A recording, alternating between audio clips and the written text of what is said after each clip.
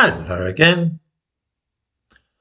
In recent years, the expression Victorian race science has come to be used as a knockdown argument of disposing of some new research which indicates that there might be real and observable differences between various ethnic groups. You will hear it said of this or that book that it is just Victorian race science in a new disguise, or that this or that person is promoting discredited ideas which have their origins in Victorian race science. You are left with the distinct impression that Victorian race science was a very bad thing and that we know a lot better these days. Perhaps if we looked at one aspect of Victorian race science, perhaps the key aspect, we might be able to see if it really was dangerous nonsense or whether it is perhaps compatible with modern science after all. One man whose name always crops up when Victorian race science is being discussed is Francis Galton, who was a cousin of Charles Darwin.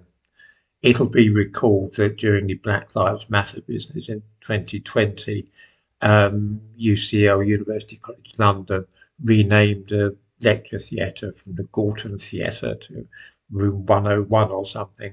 The reason being that Galton is associated with race science and eugenics, and they felt it was a good time to ditch him. Galton had the idea that intelligence was largely inherited, and rather than men and women being born as blank slates, ready to be imprinted with education and knowledge, a person's ability to think and learn was fixed even before he or she was born.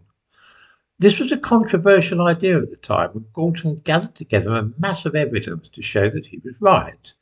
The result of all this research was a book called Hereditary Genius. Published in 1869, the book examines the family trees of 415 distinguished and eminent men, writers, statesmen, judges and scientists, whom Galton thought showed signs of genius. He found that their close blood relatives also became eminent in various fields, and the closer the relationship to his 415 distinguished people, the more likely this was. For instance, 48% of their sons were eminent. Aware that environment might be the deciding factor rather than blood, Galton examined as a control group cardinals and popes who had adopted distant relatives and raised them as their own sons. These boys didn't seem to have the same chances of becoming famous and accomplished as the genuine sons of geniuses. One chapter of Hereditary Genius was called The Comparable Worth of Different Races, and Francis Galton was in no doubt on the question. He wrote, "The number among the Negroes of those men whom we should call half-witted men is very large. Every book in America alluding to Negro servants is full of instances. I was myself much impressed by this fact during my travels in Africa. The mistakes the Negroes made in their own matters were so childish, stupid, and simpleton-like as frequently to make me ashamed of my own species." Galton estimated that the black people with whom he came into contact were roughly 2 grades lower than the equivalent white people, which in modern terms is about 15 points on the IQ scale. Francis Galton realised that if his ideas about the heritability of intelligence were true, then the place to look for conclusive evidence would be pairs of twins. When he did so, he found what he interpreted to be confirmation of his theories. At the time he was conducting his research, the precise measurement of the elusive quality of intelligence had not been standardised. It was only when tests had been devised which would allow for an exact comparison between one person and another in terms of intellectual ability that any further progress would be made in the idea of inherited intelligence. When this was done, race very swiftly became entangled with the business. The first accurate intelligence test was developed in France in 1905 by Alfred Binet and Theodore Simon. The original aim of the test was to identify and classify those with what was then known as subnormal intelligence. A few years later, a German psychologist called William Stern invented what we now think of as the intelligence quotient or IQ test. He thought that if one found a child of 12 who was only functioning at the rate of the average 5-year-old, then by dividing the boy or girl's mental age by their chronological age, it would be possible to reduce intelligence to a single figure, which he termed the intelligence quotient. It was Lewis Terman, a psychologist in the American University of Stanford, who hit upon the idea of multiplying this figure by 100. This would yield a simple number, roughly between 50 and 150, and so obviate the need for fiddly decimal points. This became known as the Stanford-Binet test and is the basis for all subsequent IQ tests. Terman concluded from his research that what he called mental defectives were far more common among black people.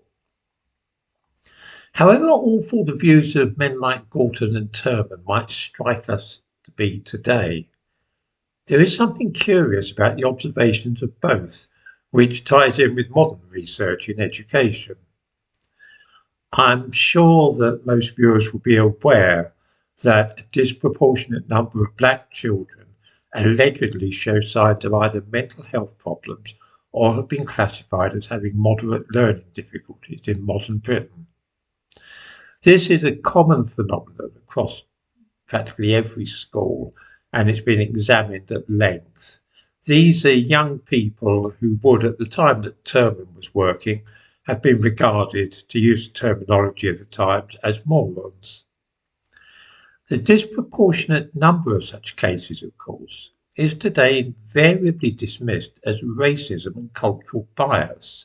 In other words, it's an effect, an artificial thing caused by the people who are devising the tests and doing the analysis. But that these children are placed in such categories is undeniably true. We saw that Francis Galton suggested the same thing as Terman, writing that the number of black people who would be regarded as what he described as half-witted was higher than expected in a given population. If we leave aside for a moment modern ideas on racial prejudice, we are left with what may be a significant point. Galton in 1869, Terman in 1916, and practically every educational expert in Britain today in 2024, experts in psychology and education and so on, all remark or have remarked that a larger proportion of young black individuals appear to present with learning difficulties than would be expected from a white population. As an aside, we might mention that in one American state, this problem has been effectively dealt with in a very simple and entirely cost-free manner. As a result of a court case in 1979 known as the Larry P. case, it is unlawful in California for psychologists to administer IQ tests to African Americans for the purpose of assessing whether they have low intelligence and therefore need special educational provision. The tests were ruled by a court that year to be culturally biased against black children. Curiously enough, this supposed bias does not seemingly militate against the interests of children from Chinese or Korean families. At the very least, what I've been discussing here is a key aspect of what is dismissed so airily these days as Victorian race science, which has lingered on stubbornly well into the 21st century.